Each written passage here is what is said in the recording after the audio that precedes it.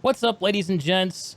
I'm Deeg. This is Deeg TV. We're here today, Basementside, with the crew talking about Deep Rock Galactic. Let me turn off the music. There, now you can hear us. Say what's up, gents. What's up? Why don't you go around in a circle and introduce yourselves? Repair. Hi, I'm Repair. I play video games. You're in the right place then. Titillating. Paul. I'm Polarity. You can call me Aaron. I don't give a shit. I also play video games, and I take the brunt of Repairman's anger. A noble cause. Go ahead, Matt. And I am Matthew. Y'all know me. Hopefully. Even though I haven't been here the last few weeks, I'm still alive, I promise. I just got invaded by children. He's a computer with a human puppet body. It's true. It's true. And we have also DOS here, joining us, a man without a face, but with a voice. No cam this time. Yeah, I also play video games, and I'm ready to talk some Rock and Stone. Sweet. Yeah, Deep Rock Galactic. This game came out about a month ago. I think in the middle of May. It had been in a early access mode for quite some time and flew under my radar. I don't know about you guys. I heard about it first when a friend of ours, Rug Cutter, was playing it. And then I saw a review by a Skill Up that just made me feel like I had to try it. So Deep Rock is, I'm going to essentially try to summarize it for those who don't know it. You guys can correct me where I fuck up.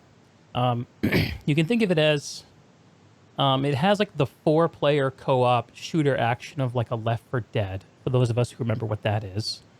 There are 4 different dwarf classes you can play as. And they have mixed ways to approach 2 problems. Problem A, how do you mine shit from under the ground? Minerals and gold and all the good stuff. And problem B, how do you kill bugs who want to stop you from doing that? There's a driller, gunner, scout, and engineer. So that's the core gameplay loop. Go into mine stuff, get out. It's all procedurally generated, which is very cool. The caves feel really great, I think. What do you guys think of the procedural generation in this? It's great most of the time. Which I think is like true of pretty much all procedural generation games. Like, I think it's nice because it's always like an element of surprise, and it kind of removes a lot of the repetition of this type of game. But there are still a few issues that I have with it, I think, where like depending on what class you're on, it can be what class you are. It can also be very impossible to like escape or what have you. I think it maybe adds a little bit of the challenge there, but most of the time it's actually a really good thing. So yeah, I would say most of the time it's pretty good. Like to your point, the mobility in certain levels, like when I'm soloing gunner and I get dropped into a level that has tons of verticality, then I'm basically screwed. Yeah. And that's frustrating, but it's not insurmountable. So it's kind of just a nitpick, I would call it. It also kind of forces co-op too, in a lot of ways, right? Yeah. Yeah. What do you guys think the best solo class is? Scout. Probably scout or engineer, one of the two. Yeah. Or even actually, no, you can probably. I think actually just the only one that sucks for solo really is gunner, to be honest. The other 3 are Gunner's been pretty brutal, yeah. Yeah. Scout, just the mobility of Scout and the speed. You don't really have to fight too much unless you're stuck in a swarm, and you can, if you're soloing, you can rely on your drone to do a good old Bosco, man. Bosco hauls ass. That guy is a little overpowered, I think, actually. Yes. It's actually, a lot of people love to play these games solo. I don't really myself, but everyone has a different level of appetite. And Bosco is like the answer to that problem of how do you take a game that's meant to be played cooperatively, make it fun to play by yourself. So normally, let's talk briefly about the way some of the classes interact, right? This is, I think, what the one of the core strengths of the game is the strength of those interactions. And my favorite one is the scout-engineer pairing. Mm-hmm. Engineers can shoot out what are essentially large pancakes up against walls that you can stand on. It's called a platform gun. And scouts have a grappling hook. So those two ways of dealing with the environment solve the problem of how do you gather minerals that are on ceilings or walls. Or normally, if you try to get there with a grappling hook, you take out your pick and you fall to your death. Not great. If you have Bosco, of course, you can just tell him to go mine it. He floats up there and does it. Bosco's great. Yeah. How much have you guys played solo versus multiplayer? Would you estimate? What's your percentage split? So I actually checked my stats earlier. I had 0 missions solo. I've always Really? had at least one person drop it on my mission, or I've always joined someone else's. So my experience solo is very limited for any extended period of time. So when you talk about Bosco being overpowered, I could see why, but my experience has been pretty much 100% with a group of people. And I'm I actually have, going to check it. I've played probably the least out of everybody because I just kind of got it last week, and I've only really dabbled up to this point. I've really enjoyed it, but I haven't really, dug very deep into it. But I would say it's probably 50-50 solo versus group. And I don't know. I don't necessarily. I don't know that I would say that Bosco is overpowered. I don't. The game would be so much more frustrating, bordering on just like unplayably unfun if you didn't have a companion like that. And to his credit, he's like the only AI companion I've ever had in a game that I haven't been constantly cursing at because he's doing the wrong thing or something that pisses me off. So they did a pretty good job with that part. Well, the fact that he floats is helpful. There's no pathfinding. I mean, I guess there is, but yeah, he reminds me of the Palicos in Monster Hunter World as like an extra body to kind of draw the attention away from the monsters, so you have a chance to actually fight. You know what I mean? Yep. And he'll also mess them up too, which is great. That is true. Yeah, I just checked my stats. I was curious about it. So I thought I'd done more, but I have 17 solo missions completed out of 61 total. So it's about a quarter. you have to get in the game to see that? Yeah, it's in the game itself. Okay. I'll Yeah, check that it's on the later. KPI dashboard there. If I had to guess, I'd say I'm probably about 50-50, and I think 40 hours in the game. Hmm. So How many hours have y'all- I've had a fair amount. So I've got 71 hours. Do I have the most of all you guys? I'm at 41. I think so. I have 60 with 125 missions played, give or take. Damn. Okay. So Pros in here. I'm the grandpa. I played a few missions solo, I guess. I tried actually last night. I finally nutted up and decided I was going to do the Hazard 5 unlocks. So Repair, you're not there yet, but you'll get to a point where the game the way that so for everyone who doesn't know, the game has a difficulty system that is opt-in. It's basically like stars, 1 through 5 stars of difficulty. And when you scale up the difficulty, I don't know the exact mechanics, but it also scales up the experience and gold gain. I think it multiplies it in some way. And it definitely makes the game feel harder. I noticed that. Like the difference between playing on 1 star versus 3 stars is like kind of night and day. And 3 and 5 as well. But to unlock the highest difficulty, the 5 stars, you have to do an assignment at the penultimate difficulty level, the 4 star. And man, I was doing the last mission. It's a Yeah, it's 3 missions, right? If I remember correctly. yeah, it's 3 missions. One of them is a dreadnought where you have to go around and kill these insect bosses, and they're scary, but it's manageable if you can kill things. The second one I don't remember, and then the third one was an extraction. It's one of those awful missions where you have to recover these. And this is some of the cool flavor of the game, right? The idea is that there was a dwarven mining crew that went down and didn't come back out, and all their shit was left behind. So now you, as an employee of the same company who employed the now deceased dwarf, have to go to recover their shit. So you go put their drones back together that hauled all the ore and repair them, and you find their drop pod that they didn't make it to, and you get out of there. But you have to defend it while like the satellites are synchronizing or some hand wavy thing, I don't know. And it's this really tense defense. And there are some classes that are really useful in point defense.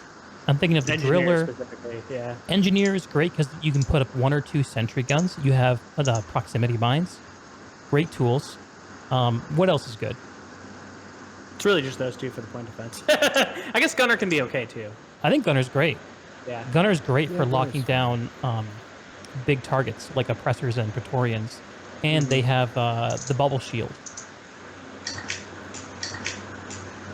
Anyway, I was trying to do this last night, and I was on my scout. So I think scout's my favorite class probably. I just promoted it, which is the prestige mechanic. And I tried doing it with other players, and I was just getting so frustrated. Like, oh, these people are fucking morons. And I'm gonna try it solo. You know, I haven't played much of the game solo, but I'm gonna try it. And I was doing great and working my way through the mission, but then I got to the defense part, and I was like, oh crap, I'm playing scout on a defense mission. Why did I do this? Because the scout is meant for ranged stick and move kind of fighting. And Paul, you played a lot of scout too. I'm sure you can resonate with this. That trying to do a solo defense mission is a bit of a tough ask for that class. I don't have any problems with that, to be perfectly honest. I'm so used to scout Man, that I knew you guys were gonna roast me. the mobility is the strength. So when I'm playing solo scout, if I'm on a defense mission, then it's a constant movement, and I don't even fight that much unless I have no choice. I run up the clock a lot more than I do anything else. Don't you have to If I stay in have that to green stand and bubble fight, for the defense mission? if I have to stand and fight in a green bubble, then I can move in and out of the bubble if I need to get some space, some breathing room. But it just makes it take a little bit longer. It's doable. It's not ideal, but I haven't had any issues with it so far. Maybe I was trying to stick to the bubble too much. Lessons learned. But that's the cool thing about a game like this, is all the interactions and the mechanics. And it's just fun being a dwarf, man. This The game has great personality. It Yeah. has Yeah. a lot of Yeah. nice flavor to it. Yeah. What are your guys' favorite dwarven flavors? I think probably for me is the chocolate flavors. I think probably the non-verbal communication style of the game really kind of adds to that charm, where like there's this like you have that emote to like do the rock and stone shout, right? And it's like anytime something good happens, everybody does it at the same time and starts spamming it, and sort of like you just sort of can communicate with each other without talking in a lot of different ways, like by using the markers and stuff like that. Yeah, the ping system is pretty well. Go ahead. I was just gonna say I've done just a few deep dives with people that I like that aren't you guys essentially, and even without the ability to verbally talk, like just communicate to people frequently like we do on Discord, it's pretty easy to get your point across and really work as a team just through emotes, just through the ping system. It's pretty impressive how this non-verbal language kind of functions seamlessly between people who are perfect strangers. Yeah, the assumption I'm used to making, and I bet you guys are there too, as people who have been playing online games for the last 20 years, right? Is that if you're not playing with your friends, you're basically playing solo with people around you. Like, you're not really trying to coordinate. Yeah. It's not practical. But games are doing a better job, and the first game I saw do a really good job of this was Apex. With their ping system. And this, I think I don't know how long Deep Rock's been in development, but the ping system for this has echoes of what we see in Apex. And it's all context sensitive. So you get what is basically a laser pointer, and if you point at an enemy, it'll highlight it for the rest of your team. If you point it at something in the world, like a mineral or resource, it'll highlight it. So, like, if you're doing the whole scout-engineer dynamic, like I was talking about before, what'll happen is I will, as the scout, shoot up a flare to the ceiling to light everything up, and then I'll go ahead and ping all the minerals I want to grab, and then the engineer will look up and shoot platforms at all the spots, and I'll zip up and get them. And, spam rock and stone, or one of my favorites, too, is when there's a gold vein, everyone just gets their laser pointer out and spams the spotting on the gold vein and says, we're rich, over and over. So Yeah, just Oh, out sorry, of go ahead. curiosity, I just checked. It looks like it spent about 2 years just in early access. Okay. So that's 2 years just in early access with whatever additional development time they spent on it before they even were ready for early access. So it's been worked on for quite a while so far. Yeah, the marker is cool too because it also changes depending on what, like, the context of like what you're doing is as well. Like if you're playing a solo mission, pointing at for Bosco, for example, you'll tell him to mine it, right? Or you can point at an enemy and he'll like shoot it as well. But there's also a perk, if I remember correctly, for the sentry guns, or no, it's an upgrade for the sentry guns, where you can actually point at a specific enemy, and rather than just shooting what they see first, it'll actually focus the sentry guns on that particular enemy using your laser pointer. Yeah, and there's a lot of that overlapping kind of function. I have seen a few moments where the game fell flat there. Like, one of the most triggering things that can happen is, you know, one of the coolest perks in the game is Beastmaster. Beastmaster lets you tame a normally hostile insect to be your pet. And if you buff up your perk, then it amplifies their damage output. And it's great, especially on higher level missions, because not only do they dish out damage, more importantly, they take attention off of you, which is very useful. And but if you're trying to revive an ally, and your pet Glyphid has decided to hang out on top of your ally, it's the same button and the same interaction to pet the beast as to revive your friend. I've been there. So you're clearing out the enemy, you're trying to revive your friend and keep your team alive. You get there, and then all you're doing is petting the damn fucking thing over and over again. It's worth it. Quite frankly. Totally worth it. What a good boy. What a good boy. There's a bunch of weird little quality of life issues like that. I wouldn't say this is a perfect game. It's very much fun though, regardless of any flaws you might encounter like that. I haven't run into anything that's so game breaking or so that it's made me want to just close the game. It's mostly just kind of small annoyances. I don't know if it's been your experience either. Like what you just said, like with the strange petting the beast instead of reviving a teammate, or any of the weird procedurally generated stuff that we talked about before with verticality and classes that don't have any mobility. Let's see what else. The perk upgrade trees, I think, are pretty annoying. Like, I think the trees themselves are good, but the way it's designed is not very visually descriptive to show how that like works essentially. Yeah, agreed. It's a lot of minor things, and that's another one of them. It's quality of life stuff. I think it's also, I mean, this doesn't really excuse it, but it's also like kind of to be expected given how much they like crammed into this game. Like, there's a lot of stuff for an indie game like in here, right? You have like perk mechanics, you have like difficulty mechanics, you have this insane amount of like gear and armor and weapon upgrades and stuff like that.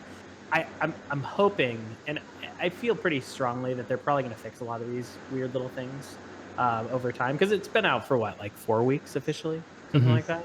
Yeah. So yeah, more to come, and they've already had at least one live update where they got some stuff in that they intended for the release but didn't make it in, like our beloved Evo nuts.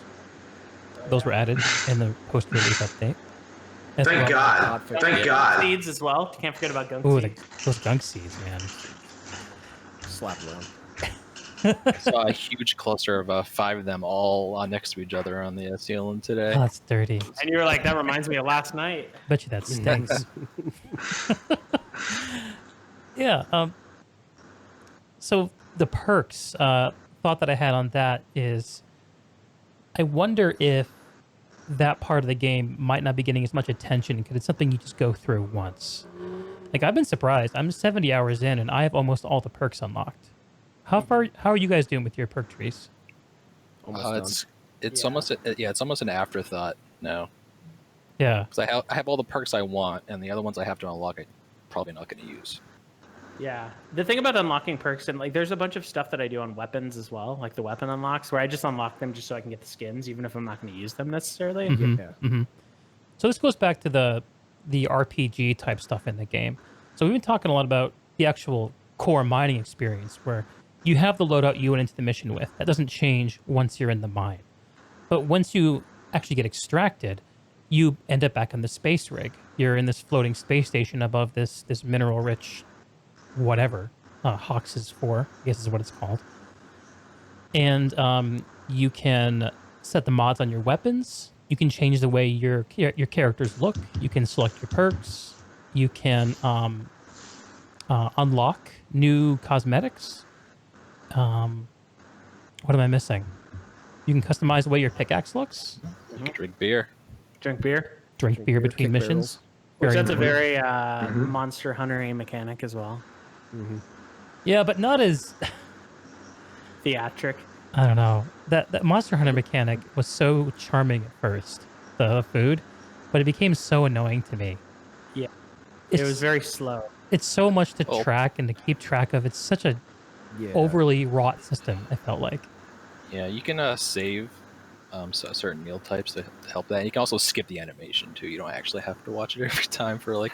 I 30 always seconds. watch it every But it's so single time. satisfying. Who invited Spindle? With your Yeah. not me, that's for damn sure.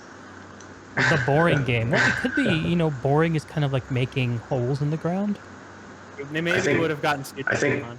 Yeah, I think right. that's what he was. I think that's what he was going for. What he was going I don't know if for. he's that clever. He's the English teacher. This is the only type of joke. This is the only type of joke he knows how to make. Yeah. So not all of our friends have taken the dive into Deep Rock.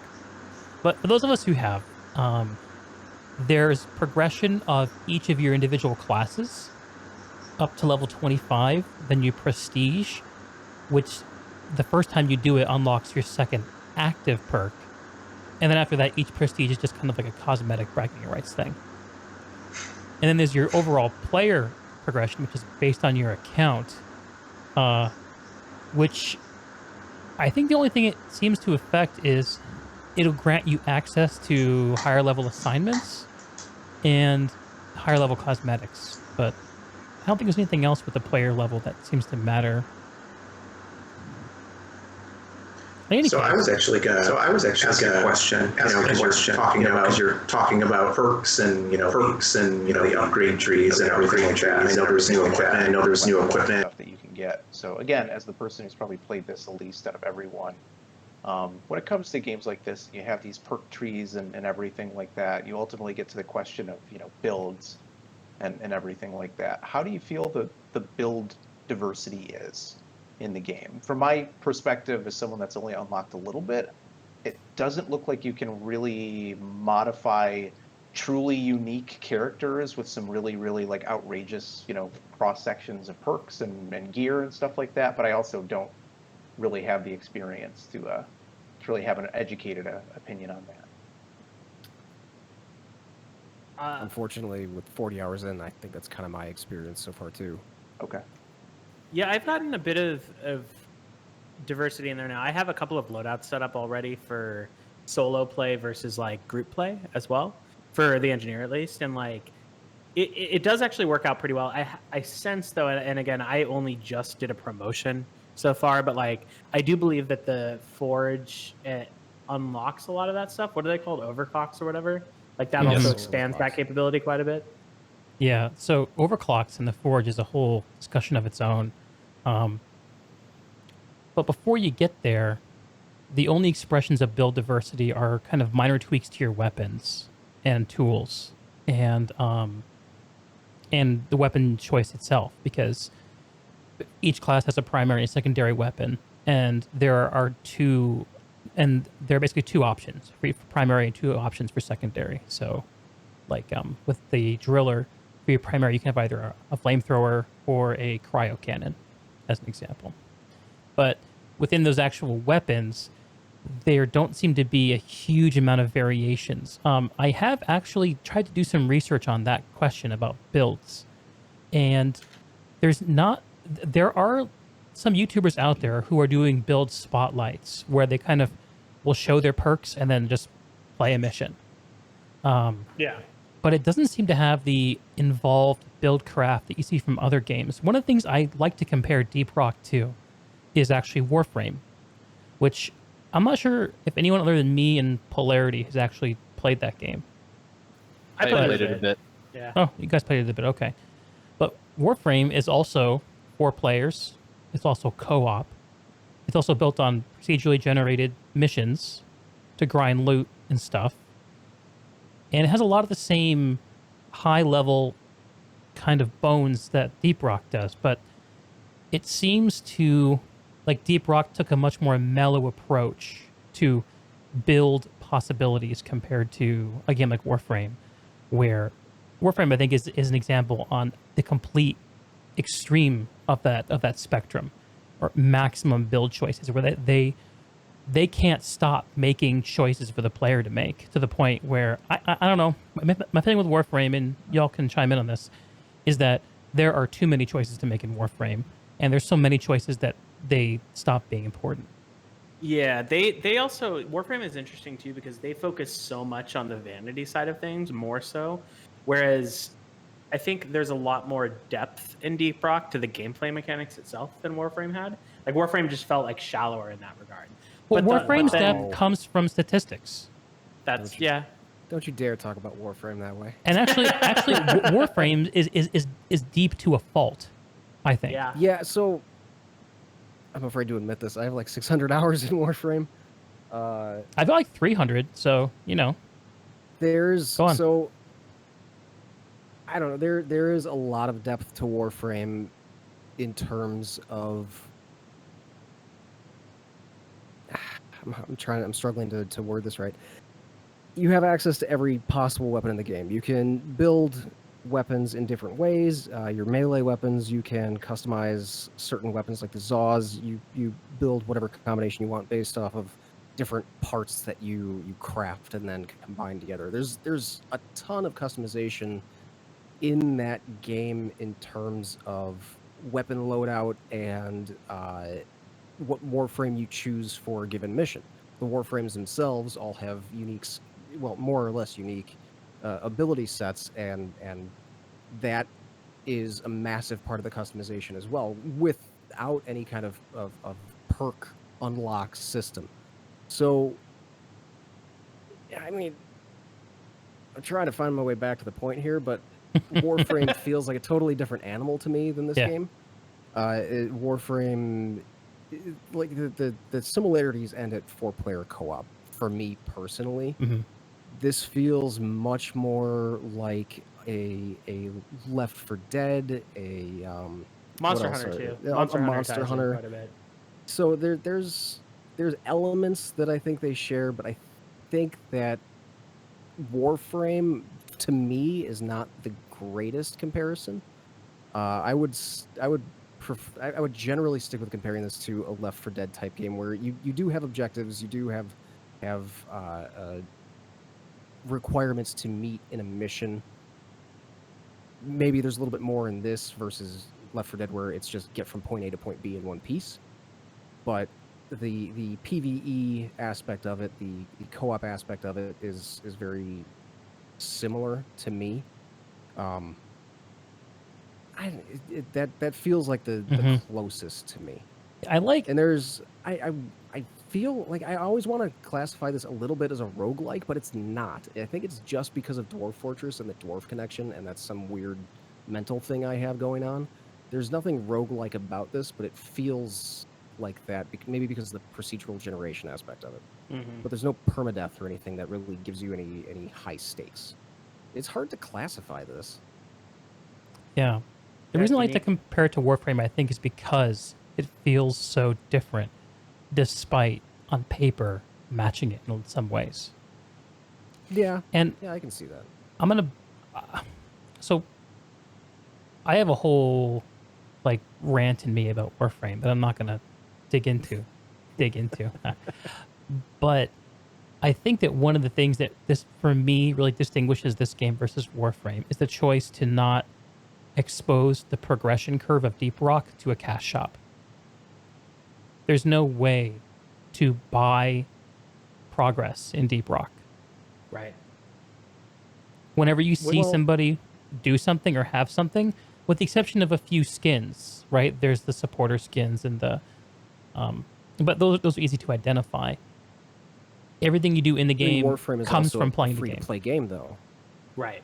Right. So that's the cosmetics are the biggest seller for Warframe, and that's why you have so much of a cash shop presence in Warframe. Is because you're not paying $30 up front for access. Right, but you're not just buying the cosmetics in Warframe. You're buying the content. You're buying the frames. You're buying the guns. You're buying. But you don't have to. You don't have I've- to. Yes, and I'm I not. have a ton of frames that I've never paid for. Yeah, you can grind it pretty hard if Yeah. you wanted to. It's you can be a pay to win kind of person, but I mean, what is there to win? There's no PvP. I Yeah. think that's for me anyway. It's not about the need to resist paying. It's about so for me, a big part of what makes a social RPG important is the currency of for me or how do I crystallize this idea? So going way back, World of Warcraft, okay, the game that I gave up TFC for. World of Me both. Warcraft, if you saw a dude hanging out in Orgrimmar with a dark edge of insanity, which was a high-end axe to get from raid content at a certain point in the game, you knew this guy was a badass. You knew what he had done to get that. An even better example, for each server, there was this massive event where one player on the whole server could be what's called the Scarab Lord. And the Scarab Lord was distinguished by a unique title and a unique mount. And if you saw someone walking around with that Scarab Lord title, you knew you were dealing with a badass. Yeah. The social currency of that is off the charts. But there are smaller things that have incremental values building up to that. And for me, the thing that always motivates me to get loot in social RPGs is that social currency, is the perceived value of what I'm achieving by the community. And what I like about Deep Rock, even though I haven't really gotten to the end game yet, I don't feel like I have, is that I don't have the sense when I see somebody do something or have something that they skipped playing the game and bought the thing. And for me, in Warframe, the presence of the ability to buy everything makes all those things meaningless to me, to my value system. And that's one of the things I really like about Deep Rock. I like games that aren't free to play. I like games that make you buy the box. I like games that make you pay for content. And then once you're in the content, you're on the same level in terms of dollar bill buy-in as everyone else. And everything else is what you have done. That's what pissed me off about Warframe. And I've been watching for that with this game, and I've been happy not to see it. I think that's fair. Yeah. Also, for what it's worth, the core combat loop of Warframe is not for everybody. Whereas I think Hey, the core man. combat loop for Deep Rock is very easy to understand. It's also Warframe, varies enough, right? Before Melee 2.0, all you have to do is bind one mouse button to a macro that does melee attack and crouch and slide at the same time. Just rip everything apart. Mm-hmm. So what other kind of comparisons would you guys make to Deep Rock? Games that are similar or dissimilar? We've heard Left 4 Dead. We've heard Warframe. What else is it like or not like? Monster Hunter, I think, was a pretty close Yeah. comparison too, in Yeah. terms of the same co-op vibes. That like, yeah, you're not necessarily. Well, I think the Dreadnought missions are probably the closest comparison to Monster Hunter because that's essentially what it is. But yeah, it's really similar with the food mechanic in terms of how you do your build outs, in terms of how the gear gets upgraded. It's just less Japanese. Yeah, I almost wish they had more boss types in the game Yeah, Mhm. that have more mechanics that you have to kind of work around, as opposed to just a dreadnought that just runs in a circle after you, and just occasionally he has a ground stop and a fireball. That's pretty much his only attacks. Yeah. So The more I after you fight know those Dreadnoughts, it's the less pretty scary easy. they get. Yeah. Right? So if they could like add some new like a boss content that actually chases you, I think that'd be good. So yeah, let's Yeah. talk about what the game could do. Because right now, it feels like Deep Rock's a game you can finish. There are like 100 overclocks that are completely RNG that you have to grind for, which is where the high-end build craft can kind of come in a little bit. But other than those overclocks and just playing all the classes up to level 25, there's nothing else to do in Deep Rock, I feel like. Yeah. The cosmetic kinda game worries is me definitely about not front and center, even though it is there and is rewarding. Yeah, that I agree with you. That's my impression as well. Is there's just a point where there's nothing else to do, nothing else to get, and I do worry about the future of this game if the devs don't have a really comprehensive plan to continue adding content. Mhm. Whether it's paid or free, it doesn't matter as long as they keep putting things in. Yeah, I mean, and that's go Oh, ahead. go ahead. Go ahead. Okay, I mean, that's like another comparison to this is like Destiny, right? And Yeah. Destiny's done that really, really well in terms of having the devs create new campaigns and new content all the time. If they can kind of like, they have some really good like sort of core elements there, right? Yeah. Like the boss fights, the sort of like And the hunting basic mission mechanics. system. Yeah, the basic mission system. I think there's some other things that they can do too that like some other games do. I'm trying to think of it. Some examples are escaping me, but like some things that they can do with more of the social aspect of the game too could be strong. Like, you know how they have the whole like drink the beer and dance and like the mini game of the barrel, right? There's probably a Yes. lot more that they can do with that. I love as the well. barrel I game. mean, game that you play, Greg, Guild Wars 2. They have lots of social events that pop up for what is it, holidays? I don't know if they One have of anything the- special yeah. in-game holidays. I know One they of have Guild Wars' Halloween, big things Christmas. is the in-game holidays. Yeah, They have like 5 or 6 a year where the game changes in some way, and there's some kind of FOMO stuff you can do. yeah. And I think there's a place for them to put in some events like that. There's a limit to it because it's not, unlike Guild Wars 2, you're not gonna have like 300 people, 1,000 people in Lion's Arch all doing the same thing. Yeah. But there is some stuff that they could put in, some special events. You know, I think there's a lot of flexibility for them in terms of adding even just small pieces of content, flavor, or anything like that. It's just right now it's a wait and see. I've seen guys walking around with pumpkin helmets. I assume that's Oh, a nice. seasonal item. Yeah. I mean, So- we've all been playing this for what, 3 weeks? Yeah, and we're all experts, Max. of course. Yeah, so I mean, there are people who've been playing for multiple years through all of early access, and they've seen the worst ugly warts of this thing so far, compared to what we've encountered. So No they doubt. might be so much further down the rabbit hole than we are. And yelling at the screen while they're listening to this. Yeah, they probably think we're all just a bunch of idiots. We are. That's true. We are. So if you are watching the screen right there, I've been just playing some B-roll, and I just played the clip, DOS, you and I, when we were playing. I think it was last night, and we were testing out the mug throwing behavior, which I just learned about. Did you guys know about Playing this? catch. Oh yeah. Oh, well, I guess I'm a latecomer to that one. No, the first time Matt ever bought a beer in the game, I turned around and he threw a mug at my face. Yeah, it's true. Yeah, and here's so this is my problem is I keep finding ways to compare this to Warframe. I'm sorry for people who hate the game or hate hearing about it, but Warframe was at a baby stage back in 2012. It was a 4-player co-op game with procedurally generated space stations. There was no open world. There were no player hubs. It was raw, and it was something that they built out. And after 8 years, that game is now at a place where it's got content that's all over the place. I think it's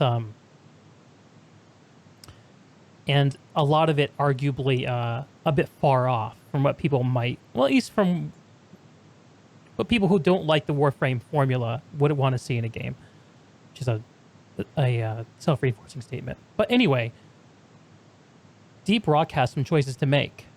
So one of the things about Warframe that characterized that game is they had a development studio of 150 plus people that they were trying to keep employed when they made that game. If you guys haven't seen it, there's a fantastic no-clip documentary on YouTube all about that, talking about how this studio was faced with laying off every single person in it if they didn't make a game, and it sold, and they decided to make this their game. I think there were like 25 people working on Deep Rock. And it's not free to play from the start, which does not necessarily mean it's built to be updated indefinitely and played indefinitely. Warframe definitely feels like a game that wants you to play it forever. Yep. Deep Rock Yeah. to me does not feel that way, and I actually find that relieving in a lot of ways. I've come up against too many games that want to try to be the only game I ever play for the rest of my life. So I Yeah, like that I part of agree it, with that. but it does beg the question of, well, what is next?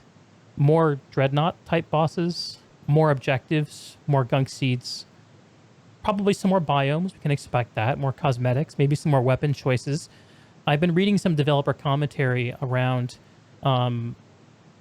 their approach to traversal, and I was very interested because they were asked why there are no overclocks for the traversal type items. So the grappling hook for the scout, the platform gun for the engineer, the zip lines for the gunner, and then the drills for the driller.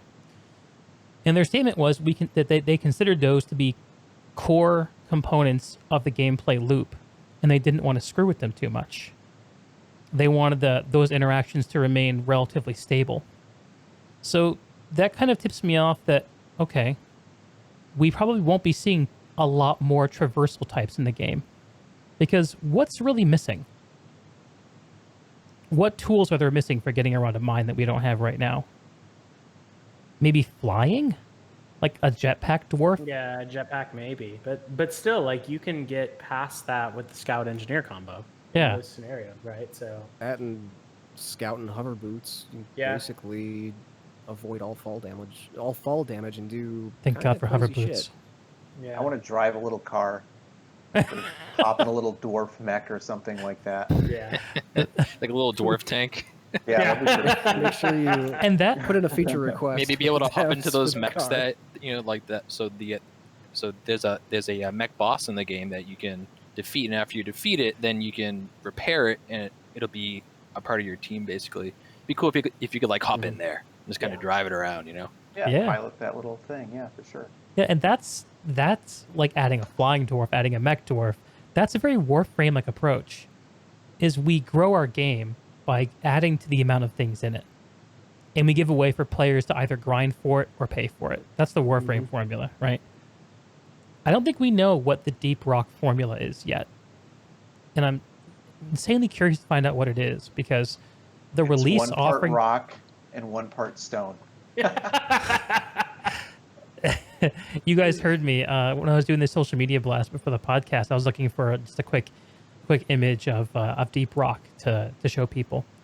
And what do? I search for the main slogan of the game, Rock and Stone, and on Google, and of course I'm met with a bunch of pictures of piles of rocks and stones. I don't know what thought I was going to get there, but I don't know. Maybe someday Deep Rock will become popular enough so that Rock and Stone won't actually get you rock and stones when you search for it.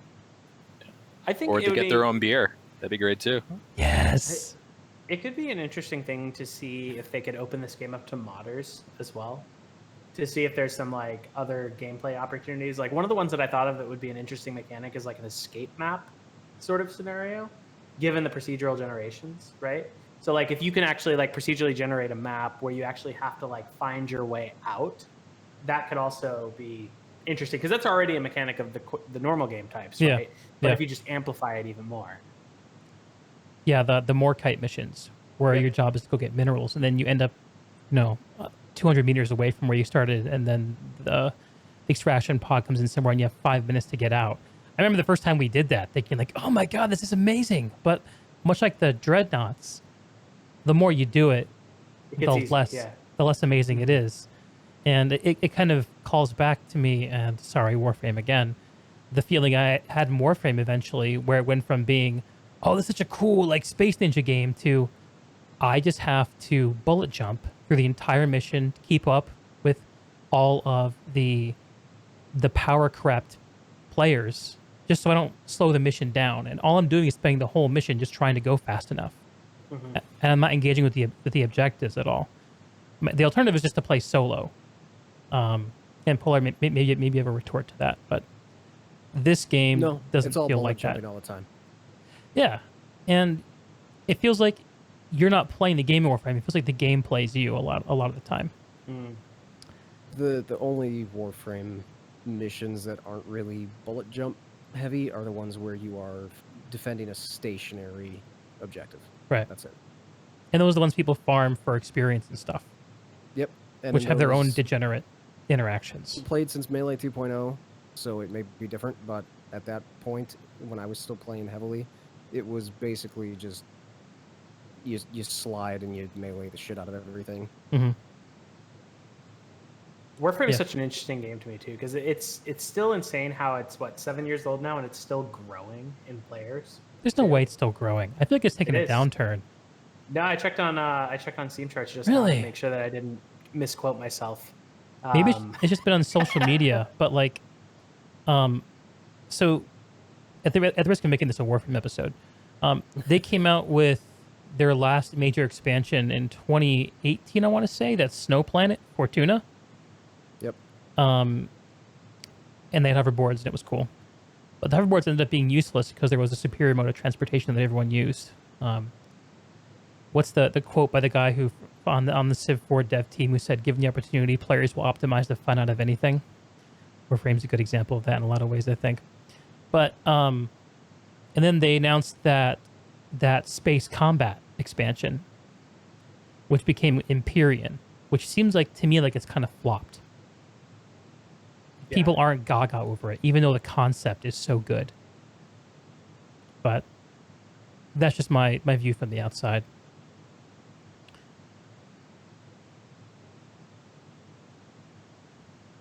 cool. Anyway, talking about Deep Rock, Overclocks. Overclocks. Clearly, I have an unpublished Warframe podcast in me. Well, maybe you and I should hook that up sometime. I also have a brother-in-law who is a Warframe founder, so if you want to do that, I can hit him up. Oh, that sounds interesting. Let me ping you about that later. All right. But talking rock and stone, overclocks. There are, I think, 98 overclocks in the game right now. These overclocks apply to weapons and give you some modification above the base mods. There are clean overclocks, which give you only benefits, and they're usually mild. There are balanced overclocks, which gives you a trade-off, some positive, some negative, and unbalanced, which gives you extreme trade-offs for the weapons. I have a couple. Actually, part of the reason I'm playing Scout is because I have two decent-ish overclocks for the SMG and for the Zhukovs. But to me, it seems like overclocks are the end game grind for this game, and they're 100% RNG, meaning that when you get them, you know, a handful of times a week, if you're playing daily, then it could be stuff you already have. And the more you have, the more likely you are to get something you already have. I think that's how it works. Have you guys engaged much with the overclocks? What's your impression of it? I haven't done it yet. Yeah, it feels very random, and I've gotten a ton of scout ones. I've gotten no gunner, right? And I play pretty much a driller and engineer. Oh, and there are also cosmetics mixed in there too. Yes. Yeah. So the beard on my Scout is a forged beard. Mm-hmm. And forging is the mechanic where you turn an overclock that you get into an item you can use. And isn't that the standard reward structure of the deep dives? Is you get a blank, and you get something class-based for a weapon, and then you get a cosmetic for the third? I believe that's the standard? case. That sounds Yeah. right. Yeah, and you can do it twice per deep dive, so the normal and then the elite. Yeah.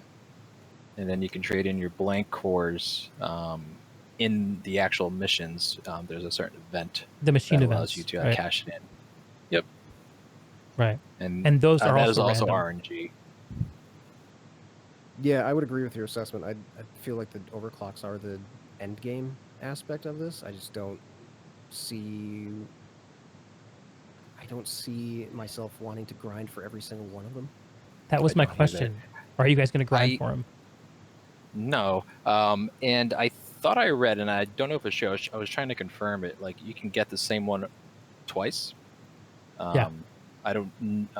If that's the case, that's even worse. I think because you can can. just I end think up I read doing the that. grind. Maybe someone can So- correct us. Yeah, so I don't know for sure, but I read that somewhere, and I was trying to confirm it, but I was unable to. But if that's the case, that's a problem, I think, for the long term. Yeah, I would Yeah. agree. I have very little incentive to grind for all of them in the first place. If I am getting multiples of the same one, that makes me want to do it even less. I sense though that if they can increase the amount of game types and kind of add some diversity to the game mechanics of those, it might make the grinding feel a little less grindy, right? I'm seeing some notes here that you don't get duplicates. You don't. Yeah. That's good then. Okay. So I was wrong about that.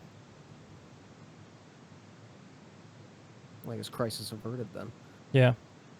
So you will get Yeah, everything eventually, which is in line with most of the rest of the game, where you will get to the end. So, question then will be, what's next? I really like Deep Rock. I hope they give us excuses to keep playing. Yeah, I think absolutely. the biggest question is what's next. We don't know exactly what the roadmap is for development. Yeah. I mean, I also kind of go back to Monster Hunter, right? Like that's a game that has a very distinct like loop, right? You go in, you kill shit and you craft shit, but there's a lot of times I just play because I like the gameplay. Like I'm not really trying to achieve anything in particular. Sometimes I just want to go, actually go fight some Kill monsters. some That's all I want to dinosaurs. do for Yeah. a couple hours, right? So if the gameplay loop is good enough, I think they have some leeway there with their roadmap. But Yeah, it doesn't have to be all about progression. Yeah. It can I be. think the gameplay loop is good enough as long as you're with other people. I don't think solo is sustainable.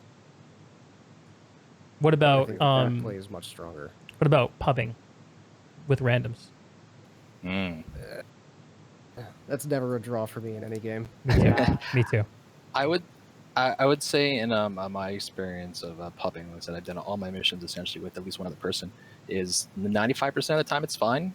There's no salt or anything that I've seen, but 5% of the time you get a player that's probably in a hazard 4 that shouldn't be in a hazard 4, and then it kind of really drags the mission on, or you end up failing because everyone's trying to save that one player. So there's definitely a downside to pugs, but for the most part, I find it to be a good experience.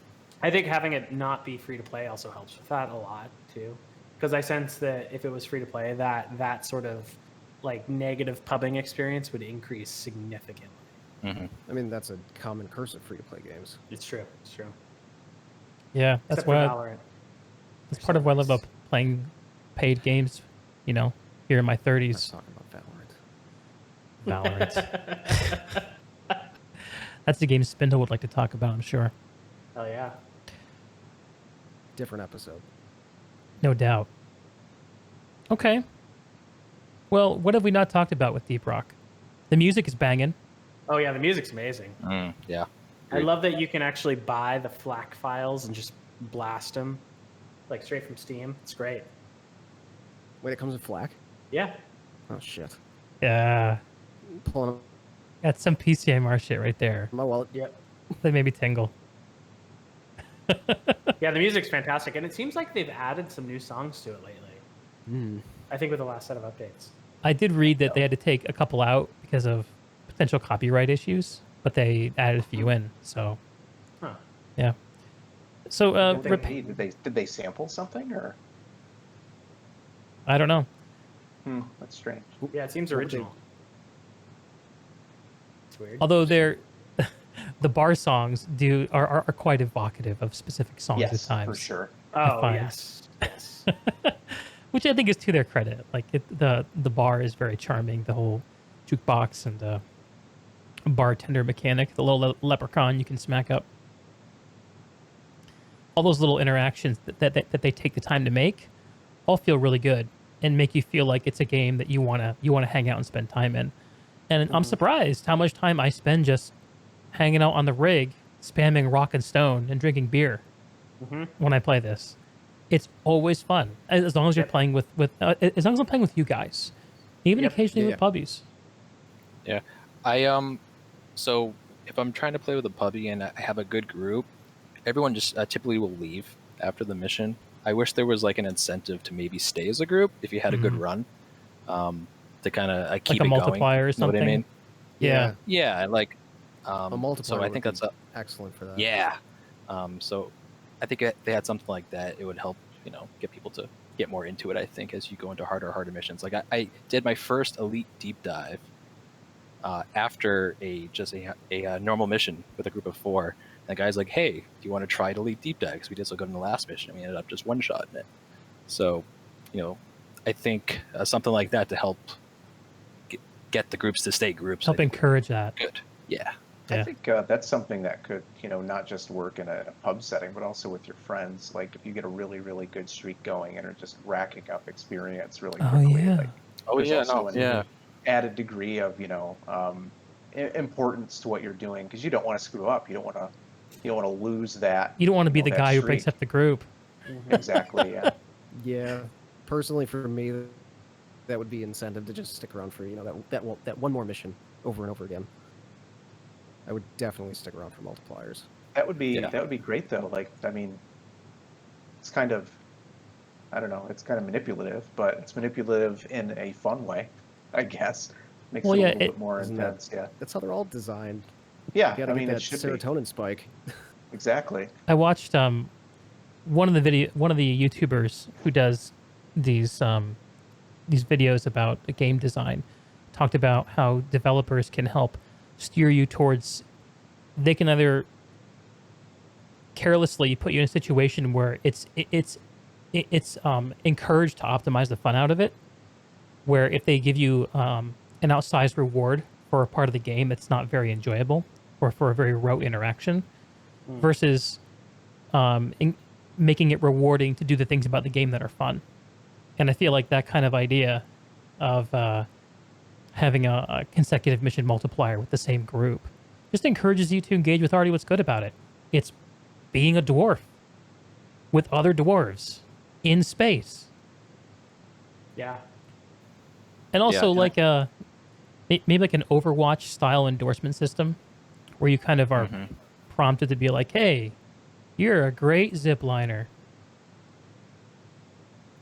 Maybe. I need to workshop that one a little bit, Greg. Yeah.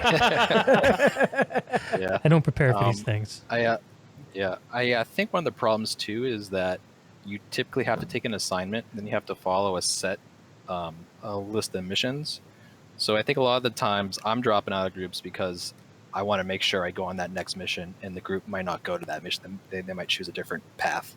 So it'd be nice if there was like a way to like find a group that's already working on that mission chain, and then the group would just kind of be a group through all the missions together. Yeah, so you're not switching sides every single time. That would be nice. I had that Yeah. happen. Cool if you could set up a team like that's designated as these 4 players, and then it kind of generated its own set of missions for that group specifically, so everyone's on the same. Oh page.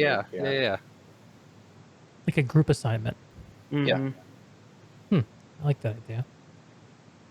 And then that might be a good way to help with the overclock problem if there begins to be a bottleneck. You could maybe have these assignments that you have to complete to unlock, more overclocks. Yeah, these are all great ideas. Yeah.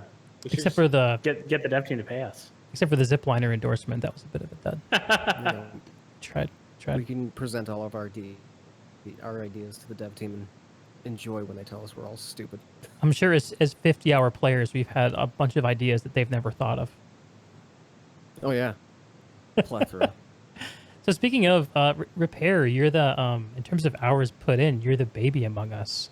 How are you feeling about putting more hours in? Are you still having fun? And how do you feel about some of the stuff we've been talking about? I've really enjoyed the game so far. I only picked this up because you all wouldn't shut the fuck up about it, True. forcing me to play eventually. But well worth it up to this point. It's been very, very enjoyable, whether I've been playing with you or solo.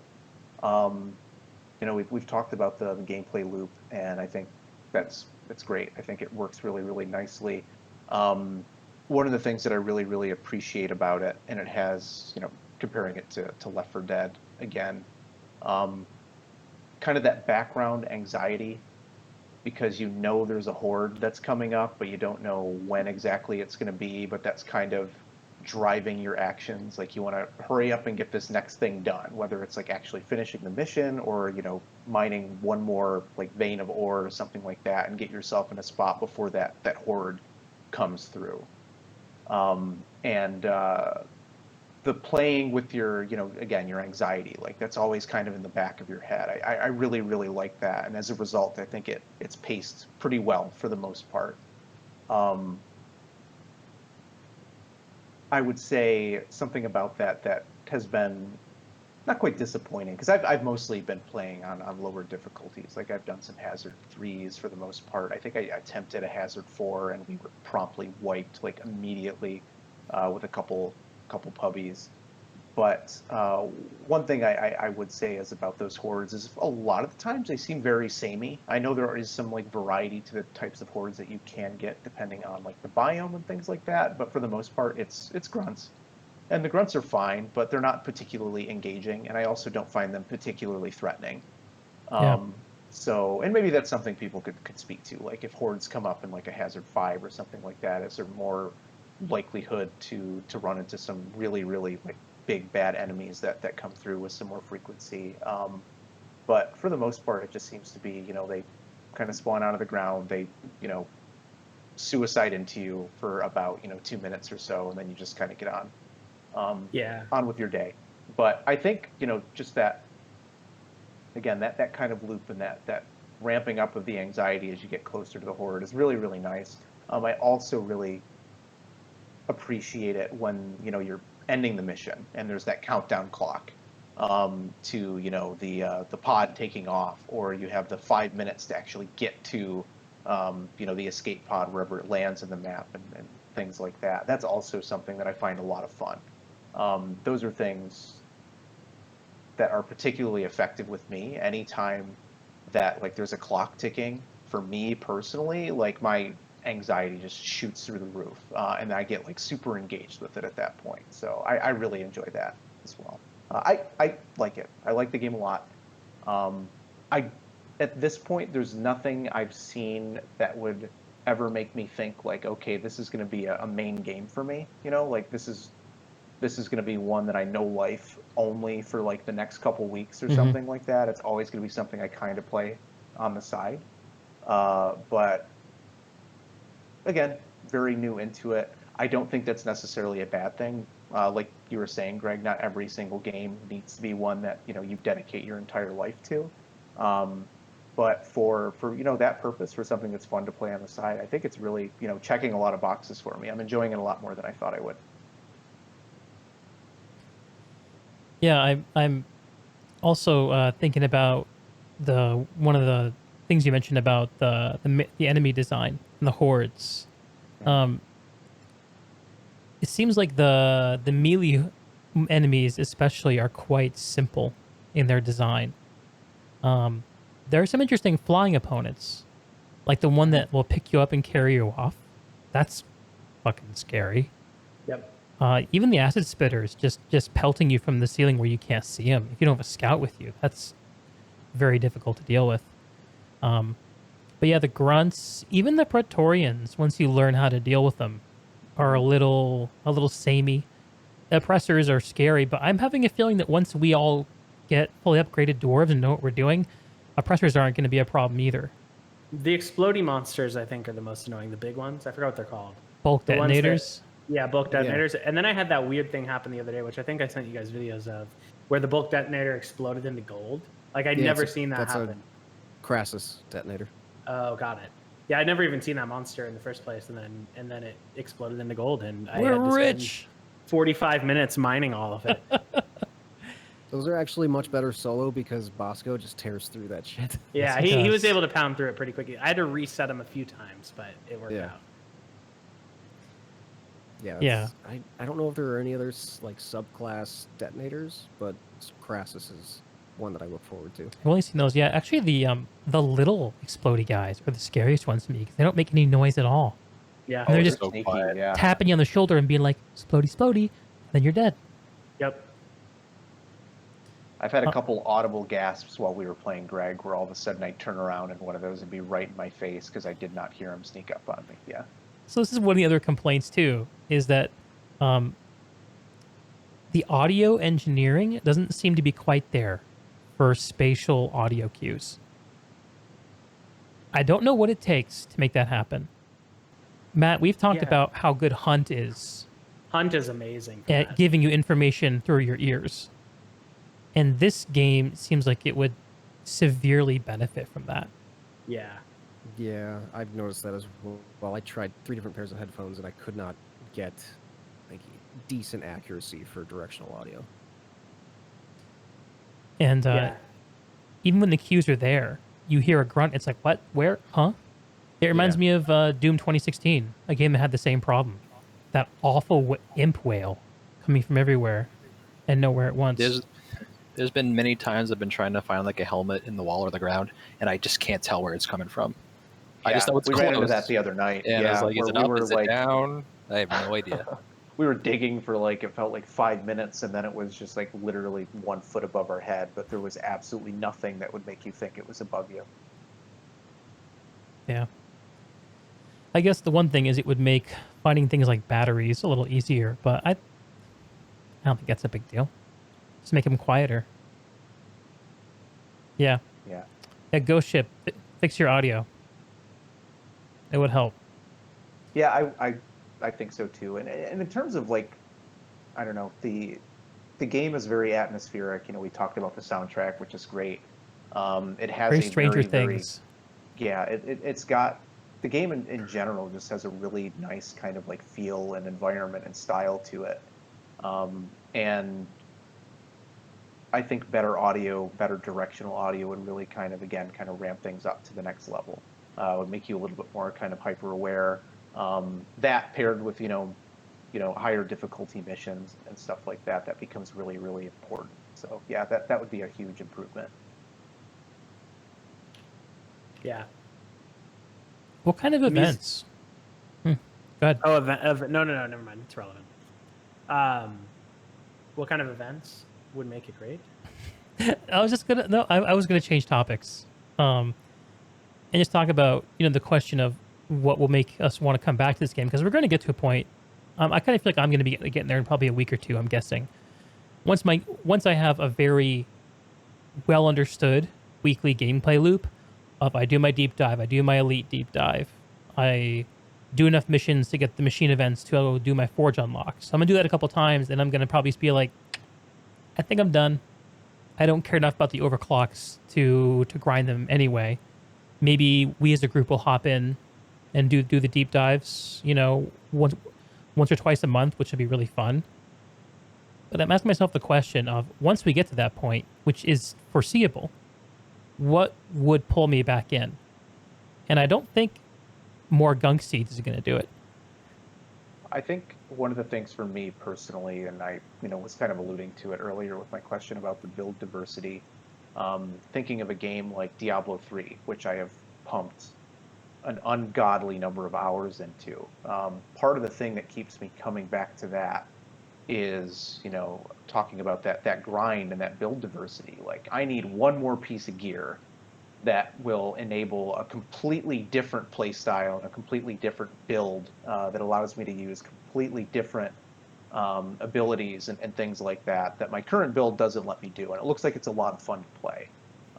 Something like that, if there was, again, like some more like, again, using action RPG terms, unique affixes attached to things, like you're talking about the, what are the end game things? The overclocks? Overclocks. Yeah. If, it was tied into that, and it was maybe even a little bit more random, but again, there was one that would open up a completely unique build to me. Like, I would definitely see myself grinding that a little bit more to get that one thing and change what I'm doing. Yeah, more build craft. Have you guys looked yeah. at the roadmap, by the way, at all? No. Let's have a So look now. There was one. they do actually publish their roadmap as well, and like I think Wow, the that's good thing is that enlightened. they're addressing a lot of the concerns we have. So third quarter this year is going to have 2 new mission types. They're not saying what they are, but there's going to be 2 new ones. Some unannounced things, more cosmetic unlocks, cosmetic DLC pack, and then for fourth quarter they're adding 2 new biomes, a bunch of new enemy types as well, and then a bunch of unannounced stuff. So that's kind of refreshing, at least that our concerns are getting addressed. And Yeah, they're it looks like also they have, changing the perks as well, which is promising. Yep. yeah, and they have space on that roadmap to continue into the future. So, yeah, for the foreseeable future, it looks like they're supporting a lot of this, Yeah. which will be nice. It'll be nice to see how this game grows. Yeah. And now It's still very early. It's good that they've targeted them, but the big question will always be the implementation. Yes. Like you might have a core good idea, but if it's implemented poorly and it doesn't work with other things, it doesn't matter. So Q4, new enemy types. That addresses one of your concerns, Repair. New biomes, that'll be cool. That'll be new content for everyone. Yeah.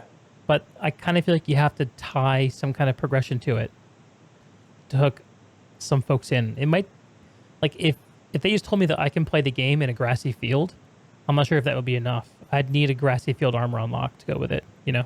What about a My Little Pony biome? That would be. That might be fun to enough. see. That Where might you be can enough. and then you can get the brony outfit. It'll be so sick. No. Don't want that. No? I actually, speaking of the biomes, I would say for me, I'm not really noticing too big of a difference between biomes. Like, I think, there's obviously visual differences and things like that, and they might have a couple unique, environmental hazards and stuff like that, but to me, that's not quite enough flavor for me to really give a shit which biome I'm going into. You know what I mean? Like, Yeah. it would be nice Yeah, to it's- see that there's a particular mission in the fire biome and think to myself like, okay, I need to change my build completely for how I'm going to Yes. operate in this particular biome and have to, again, the theory crafting side of things. How do you load out your dwarf differently if you know you're Mhm. going into a fungus biome versus a fire biome versus an ice biome? Yeah. Like for me, I won't take the cryo cannon to the ice biome, but that's pretty obvious. And there aren't a lot of other things like that, and there should be more. And that gets deeper the deeper the build system gets. Mhm. Question is, where else can they make builds happen? We have perks. But I feel like the effects of the perks are pretty moderate. Like they're not extremely gameplay affecting. The biggest Yeah. perk that I've found is the one that automatically reloads your unequipped guns every 5 seconds. I love that perk. I play around it because it's so good. Everything else seems like Yeah. I can kind of swap things in and out, which on the one hand is nice because there's no must-haves. Although maybe I haven't gotten to a high enough level that I've identified what those are. But on the other hand, it's like nothing is really motivating. Like I don't want to play another 10 hours so I can unlock Iron Will, even though I know it's a good Right. perk. As an example, I don't really feel like I need to grind enough to finish all the mods on my Zukov, the secondary weapon for my scout. I feel like I have something that kind of works with my overclock. Yeah. So I think a lot of that probably still though ties back to the design of how the perk tree is set up, right? It feels a little too like just this like the golden corral buffet of perks, and it's not really like logically oriented at all. If they could show what that progression is, that you're actually working towards something like really phenomenal rather than just sort of like mediocre or incremental updates, I think that would also help. Yeah, the different tiers are completely disconnected, and you basically just pick whatever you want out of a tier, and that's it. There's no like ultimate effect that you can get by combining certain perks. It's Yeah. yeah, that'd be cool. Kind of like in The Witcher with the mutators, where if you combine colors and certain perks, it would give you additional effects. What about armor pieces or something Right now else? it's pretty limited, to be honest. Like, because you only have the one armor thing that you update, right? That is not Yeah, cosmetic. yeah, the actual armor. cosmetics, but I guess like I'm thinking back to like games like Diablo and other RPGs where it's like you have shoulder armor, you have boots, you have a belt, you have this, and you can expand the game by expanding the range of abilities there. It seems like that's not a direction Deep Rock wants to go. And the question I guess that I have is what other direction is there? To your point, Repair, I don't think biome expansion is all that compelling. Cosmetics certainly has a ceiling. Yeah. Yeah, the biomes look great. Like everything looks unique, and again, the visual style of the game I think is great. There's great art direction behind a lot of the things, but the visual stuff is only going to carry you so far. You can only play dress up for just so long. There needs to be something else kind of driving it. Sure. I think maybe more weapon additions, but I don't know. A large expansion of weapon types either at this point. I almost think that it's just like the interdependencies of how the things work can get fleshed out. Like I keep thinking back to Dead Cells a lot, because Dead Cells is an interesting game because you don't get to choose necessarily how the different I forgot what they call them, the enhancements for each weapon, like what you get out of them. It's sort of like what you pick up, but being able to design your stack so that it actually like really amplifies certain qualities, I think would be fantastic. Like maybe you have a build or loadout that like is super damage focused, right? Or maybe something that's more like focused on More stun. support, yeah, or control. stun or something, so that then you can actually like become like the whole group that you're playing with can actually like support each other a lot better if you're actually like doing these loadouts correctly, right? I think that's where it would shine. What about a drill or overclock that makes it so that if you drill your teammates, you give them a nice soothing massage to heal them? Yeah, that could work.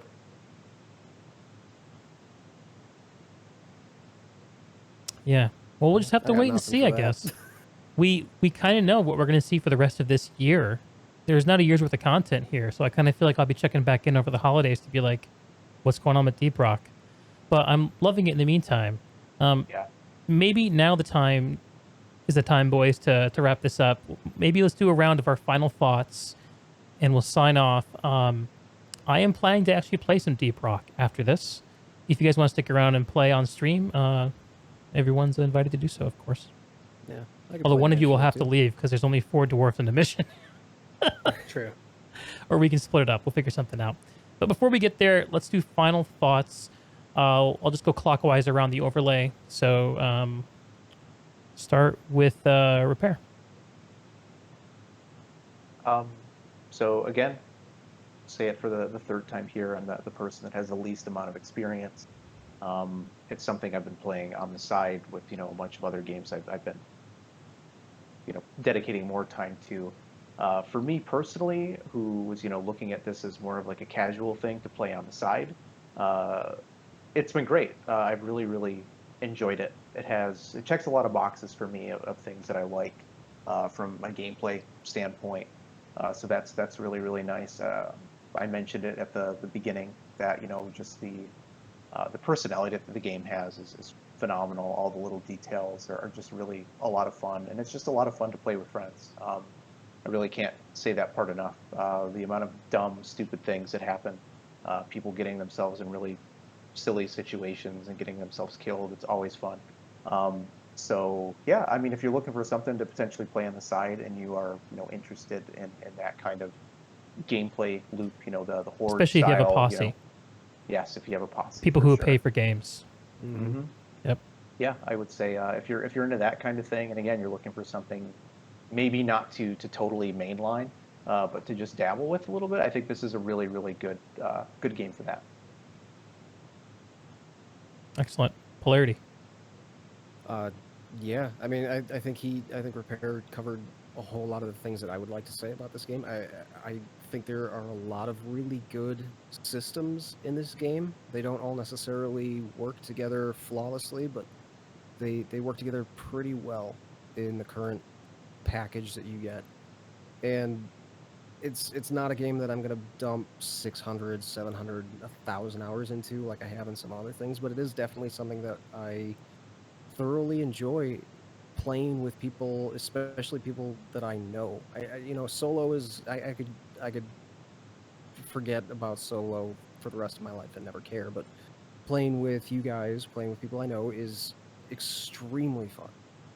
It's absolutely worth the price of admission. It's only a $30 game, and I've already gotten 40 hours of entertainment out of it. And have a couple beers, play a few missions with friends, laugh hysterically at stupid shit that you do, and there's not a whole lot more you can expect out of anything or really ask for when it comes to a game.